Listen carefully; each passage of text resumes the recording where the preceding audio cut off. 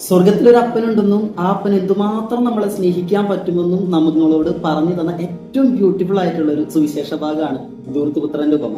ധൂർത്തുപുത്രന്റെ ഉപമയിൽ രണ്ട് മക്കളെ നമ്മൾ കാണും. ഒരാള് സ്വത്ത് മുഴുവൻ ധൂർത്തടിച്ച് തിരിച്ചു വരുന്ന ഒരു മോനും, ഒരാള് വീട്ടില് അപ്പനോട് കൂടെ ഇരിക്കുന്ന ഒരു മോനും. എന്നാൽ അപ്പന്റെ സ്നേഹം ഏറ്റവും കൂടുതൽ അനുഭവിച്ചത് ധൂർത്തുപുത്രനാണ്. കാരണം അവൻ വഴി തെറ്റിപ്പോയെങ്കിലും അപ്പന്റെ സ്നേഹം തിരിച്ചറിഞ്ഞ് അപ്പനിലേക്ക് തിരിച്ചു വരുന്നു. അപ്പന്റെ ഒരു പ്രത്യേകത കണ്ട, അവൻ എന്തായിരുന്നു എന്നോ എന്ത് ചെയ്തു എന്നൊന്നും അപ്പന് വിഷയമല്ല. തിരിച്ചു വന്നു, അപ്പൻ മാറോട് ചേർത്ത് വെച്ച് സ്നേഹിക്കുന്നുണ്ട്.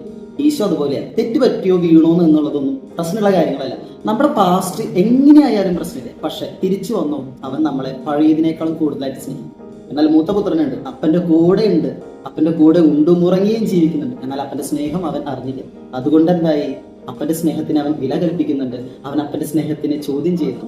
നമ്മൾ ധൂർത്തപുത്രനാണോ മൂത്തപുത്രനാണോ ആരായാലും അപ്പന്റെ സ്നേഹം തിരിച്ചറിയാൻ പറ്റും. തിരിച്ചു വരണം.